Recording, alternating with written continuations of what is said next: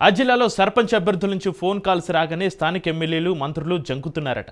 గత 2 రోజులుగా ఫోన్లు సైతం ఎత్తడం లేదనేది వాస్తవమేనట. నంబర్ చూసి ఫోన్ పక్కన పెడుతున్నారట. ఎందుకంటే ఫోన్ చేసేది పార్టీ తరపున బరిలోకి దిగిన సర్పంచ్ అభ్యర్థులు. ఎన్నికల్లో గెలిచేందుకు సలహాలు సూచనలు అడుగుతారంటే మరేదో అడుగుతున్నారట. దీంతో ఏం సమాధానం చెప్పాలో తెలియక ఫోన్లనే ఎత్తడం మానేస్తున్నారట. మెజారిటీ ఎమ్మెల్యేలు అటు మంత్రులు మౌనంగా ఉంటున్నారట. ఇంతకీ ఏ జిల్లాలో అటువంటి పరిస్థితి నెలకొంది? మంత్రులు ఎమ్మెల్యేలు సర్పంచ్ అభ్యర్థుల ఫోన్ ఎత్తడానికి ఎందుకు జంకుతున్నారు? Let's watch.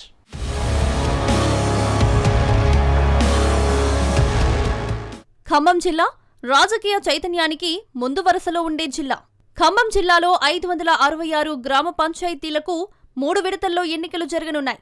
సర్పంచ్ ఎన్నికల్లో పోటీ చేస్తున్న అభ్యర్థులు గెలవాలని టార్గెట్తో ఖర్చు చేసేందుకు వెనకడుగు వేయడం లేదు. కొందరైతే అప్పులు చేసి మరీ పోటీకి రెడీ అవుతున్నారు. చిన్న గ్రామాల్లో ఒక్కో అభ్యర్థి కనీసం 5 లక్షల వరకు ఖర్చు చేసేందుకు మానసికంగా సిద్ధమవగా, మేజర్ పంచాయతీల్లో పోటీ చేస్తున్న అభ్యర్థులు 1.5 కోటి వరకు ఖర్చు చేసేందుకు నిధులను సమకూర్చుకుంటున్నారట. గ్రామంలో ర్యాలీలు చేయడం, ఫ్లెక్సీలు, పోస్టర్ల ఖర్చులతో పాటు ఓటర్లను ఆకట్టుకునేందుకు ప్రత్యేకంగా పాటలు రాయించుకుని సోషల్ మీడియాలో పోస్ట్ చేస్తున్నారు. అలాగే పోలింగుకు 2-3 రోజుల ముందు ఓటర్లకు మటన్ పంచడం, మందు పార్టీలు ఇవ్వడానికి ప్లాన్ చేస్తున్నారట. కొన్ని గ్రామాల్లో ఒక్కో ఓటుకు కనిష్టంగా 2000 వరకు నగదు పంచేందుకు రెడీ అవుతున్నారట. ఇంత పెద్ద మొత్తంలో ఖర్చు అవుతుండటంతో స్థానిక ఎమ్మెల్యే, మంత్రుల నుంచి ఆర్థిక సాయం అడుగుతున్నారట.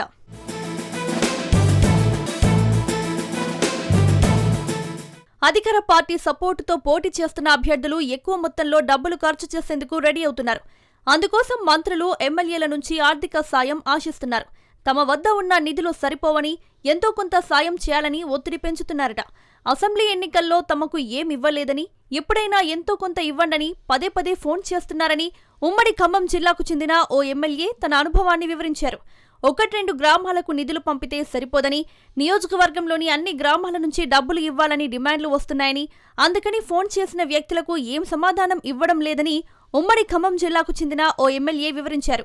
ఈ సమయంలో ఒకరికి ఇస్తే సరిపోతుందా? అందరికీ ఇవ్వాలి. అందుకని ఎవరికి ఇవ్వకుండా ఉండటం బెటర్ అని మంత్రి తన వ్యూహాన్ని చెప్పకనే చెబుతున్నారు.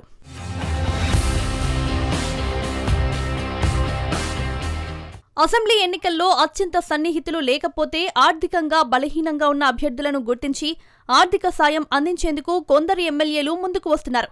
నేరుగా డబ్బులు ఇవ్వకుండా స్థానికంగా ఉండే వ్యాపారులు, బంధువుల ద్వారా ఆ డబ్బులను పంపుతున్నట్లు ప్రచారం జరుగుతోంది. ఈ విషయాన్ని ఇతర గ్రామాల్లోని సర్పంచ్ అభ్యర్థులకు ఎట్టి పరిస్థితుల్లో తెలియకుండా జాగ్రత్త పడాలని 1-2 సార్లు చెబుతున్నారట. కొన్ని గ్రామాల్లో కాంగ్రెస్ పార్టీ నుంచే 2 అభ్యర్థులు బరిలో ఉన్నారు. ఆ ఇద్దరి మధ్య ప్రధాన పోటీ ఉండడంతో స్థానిక ఎమ్మెల్యేలు ఎవరికి ఆర్థిక సాయం చేయనంటూ స్పష్టం చేస్తున్నారు. ఎవరికి ఒక్క పైసా ఇవ్వనని, వారి సొంత పైసలు ఖర్చు పెట్టుకోవాలని చెబుతున్నారట. గెలిచిన వాళ్లకే తన సపోర్ట్ అని నిర్మోహమాటంగా చెబుతున్నారట.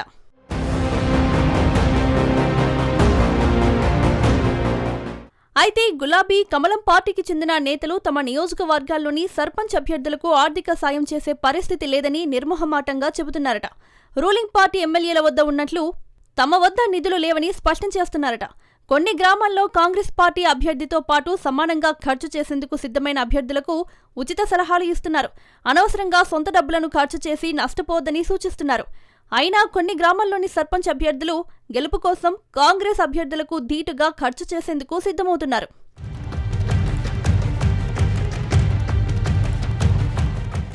ఏది ఏమైనా పంచాయతీ ఎన్నికల్లో అభ్యర్థుల పాటలు అన్నీ ఇన్నీ కావు. ఓటరు మహాశయులను ప్రసన్నం చేసుకునేందుకు పడరాని పాటలు పడుతున్నారు. మరికొన్ని చోట్ల అధికార, విపక్ష పార్టీలకు అభ్యర్థులు కరువై భర్త, భార్య 2 వార్డులకు పోటీ చేయాల్సి వస్తే మరోచోట తల్లి, కొడుకులు, అక్క, చెల్లెలు పోటీ పడుతున్నారు. ఇటు స్థానిక మంత్రులు, ఎమ్మెల్యేలు ముఖం చాటేయడంతో ఏం చేయాలో పాలుపోని పరిస్థితి అభ్యర్థుల్లో నెలకొందట. మంత్రులు ప్రాతినిధ్యం వహిస్తున్న అసెంబ్లీ సెగ్మెంట్లో సైతం ఇదే పరిస్థితి ఉందట.